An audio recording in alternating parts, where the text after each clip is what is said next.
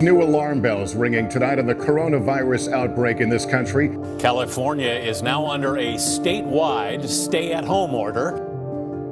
We have just learned that all LAUSD schools will now be closed through May 1st. Parents and teachers are sounding the alarm on the crippling effects of remote learning. In some places, failing grades, growing concern over students falling behind, and we ask what can be done. When the lockdown first happened during shelter in place, it was wild because we couldn't go to work, couldn't go to school, basically couldn't go anywhere, and we're stuck at home. Obviously, everybody was in the same boat. Nobody was doing anything social. Nobody was doing anything, outside of going to the grocery store, maybe. And so we found ourselves, obviously, in that situation through April into May. The kids had been at home with us during the early part of the pandemic. We were stuck at home with 2 kids at home all day, every day. It was to the point where we had a playground and a bouncy castle inside our house, trying to keep these kids entertained and active. What are we going to do with girls that have lots of energy and they're in these prime years of growing their minds? We tried to sort them out with some kind of education, and the solutions that were just available online were just not working. During that April timeframe, they were trying to do Zoom classes with 2-year-olds and 4-year-olds. I knew right away that Zoom meeting or Zoom class was not working with Lily. At Riley's age, Zoom was just a wreck. There was no structure to their lives. We just needed a solution. When COVID hit, we live about 10 minutes away from my parents, and my father and I both work in the hospital, and so we were seeing how severe the illness is, and especially with the high target population, my parents' age.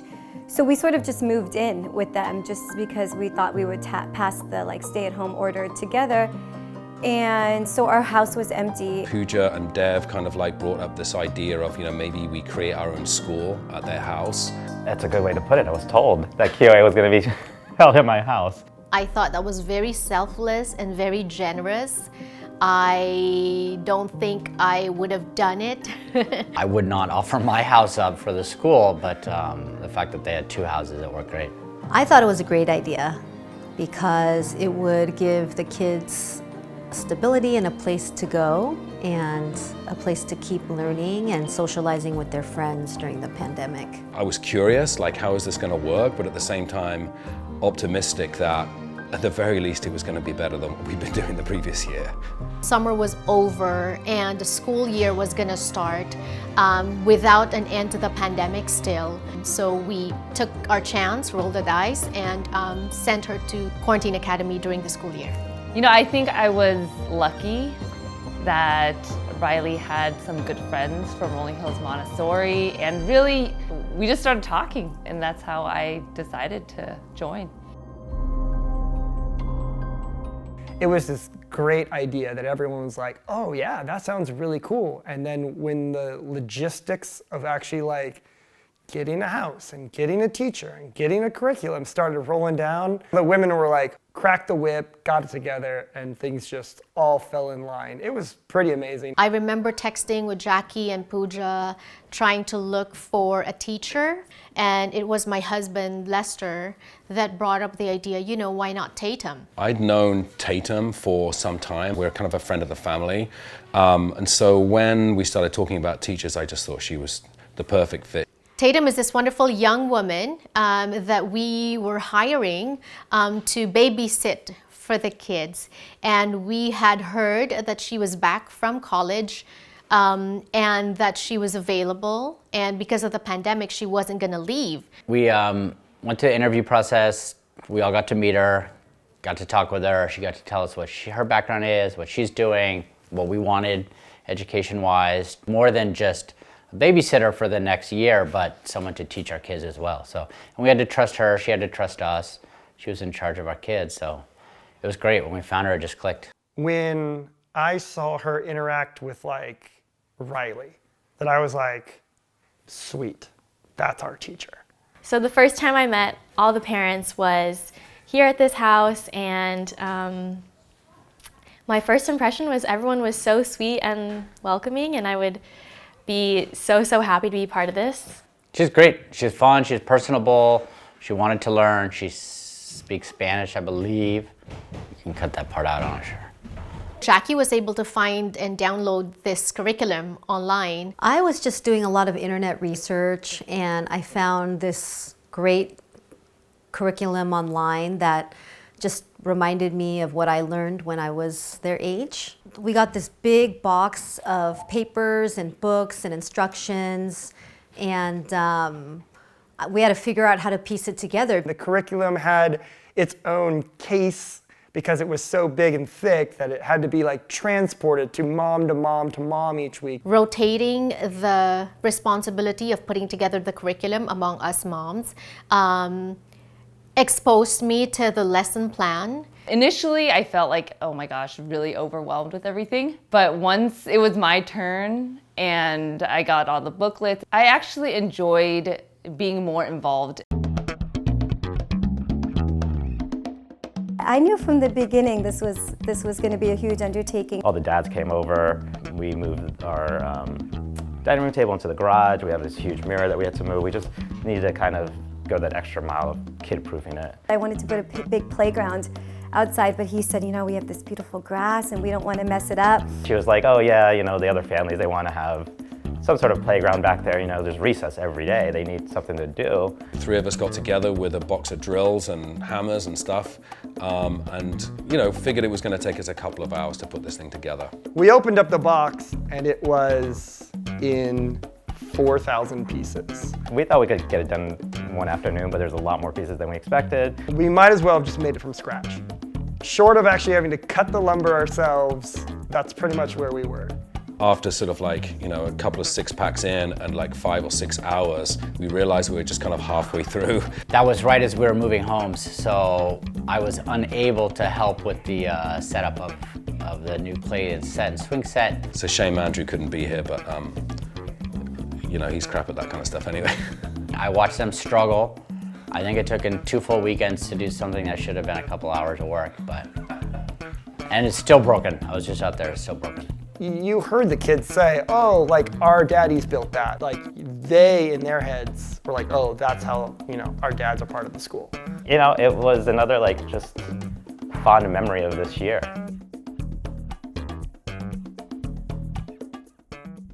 So my first day at Quarantine Academy was really stressful, honestly. I didn't know what I was really getting myself into. I was so excited, but I didn't know how the schedule would go.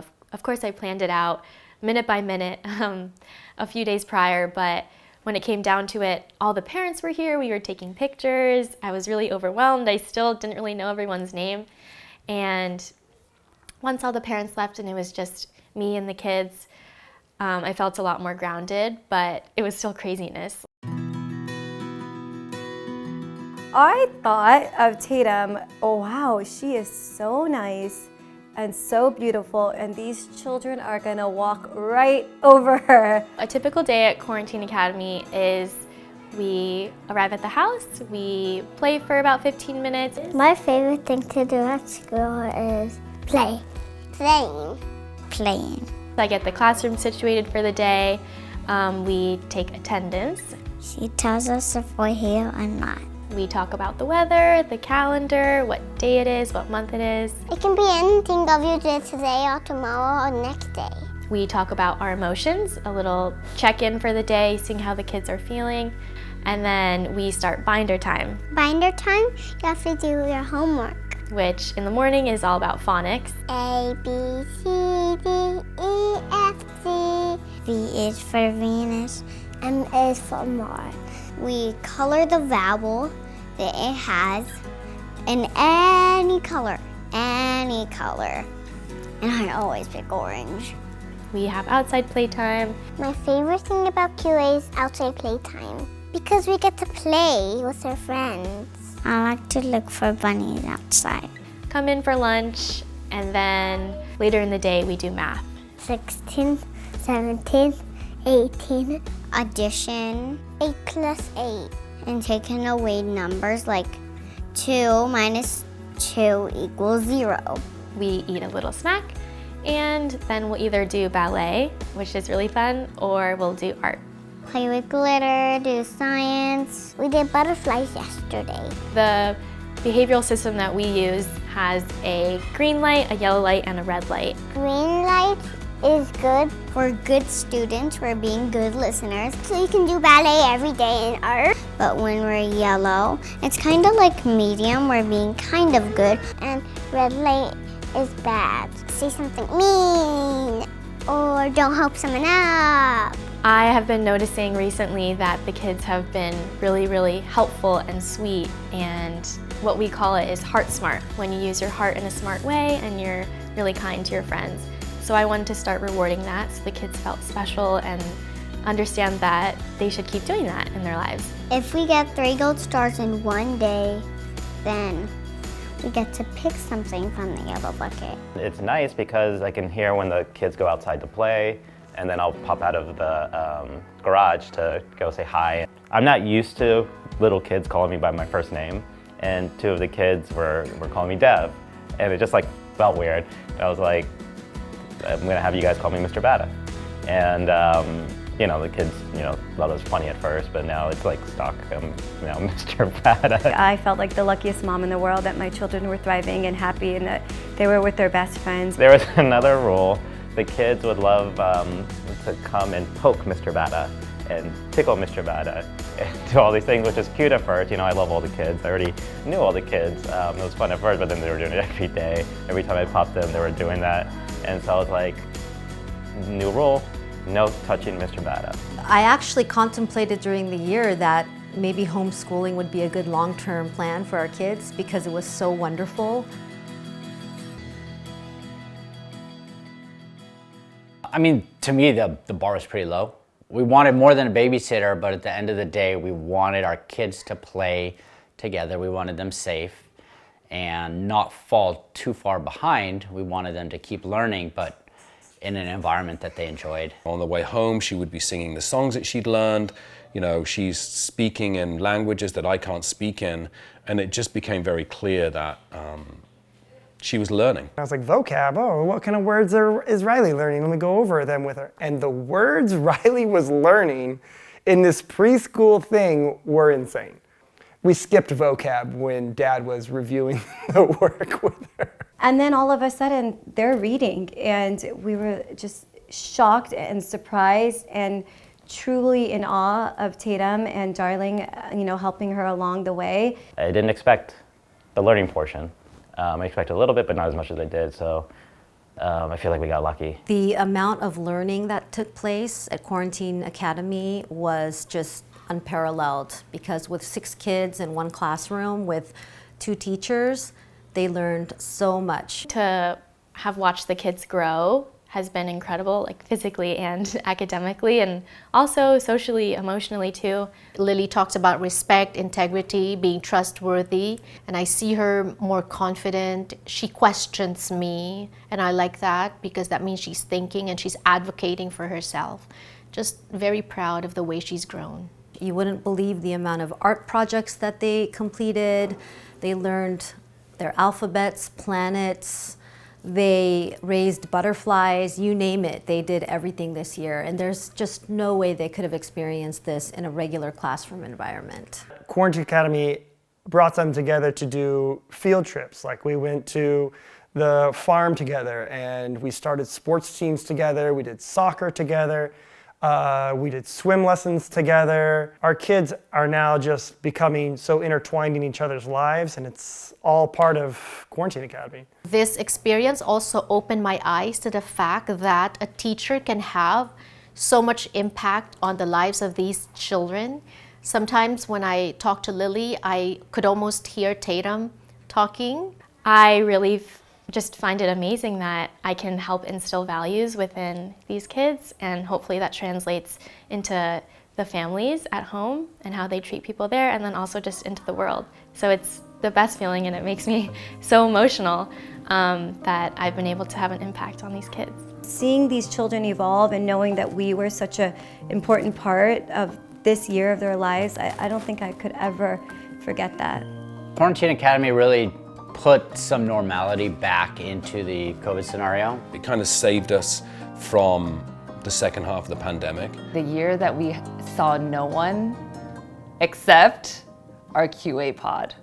Our pod felt very safe. We kind of tried to follow the rules of not really engaging with other people. We didn't really see anyone except the QA families for months. So it created fun friendships. All the parents just became friends, and half of it was out of necessity, but half of it was just because we liked each other. Just over time, after seeing everyone day after day, week after week, month after month, the families have become some of my closest friends. Creating this bond that will never be broken. We started going on vacation together. We went to Big Bear over the winter. Spring break, back in April, we went to Palm Springs together. We now have strong relationships for life, I think. It'll always be a special time. I think we'll always look back at COVID-19 and how difficult it was for so many people, but I think we made the best out of it. When we look back and you see what we all had to go through and what QA created, every family brought something unique to it and a lot of fun. Out of something dark, we figured out something light. I think everything worked out the best it could have worked out. There's really nothing I would have changed. If I could do this all over again, I don't know if Pooja would agree, but for us, there's nothing I would have changed. I'll just remember that this was a really productive year, a year that did not go to waste despite the pandemic and everything else we all went through personally and professionally. The children are everything, and I think that in order for us as parents to have done everything we did this year, this was the best thing we did. When Riley looks back at her life and she looks at COVID, she's going to remember one of the funnest times she had. Something we didn't expect from COVID, but it's definitely going to be a blessing later in life. I feel very, very fortunate. This Quarantine Academy was a heaven sent to our family. It makes me sad knowing that each kid is going to a different school in kindergarten and all through elementary perhaps, but I'm hoping that we will just continue to be friends. The Quarantine Academy has totally changed my life in all the best ways. I think what I'll miss most is just the feeling I get when I'm here. It's like pure love and joy, and I'm so excited for my future as a teacher and all the kids' futures, but I'm gonna miss them so much. After Quarantine Academy, things are going to be very, very, very different. I miss QE because we learn. Quarantine Academy makes me happy. I had fun here. I'll always remember my friends.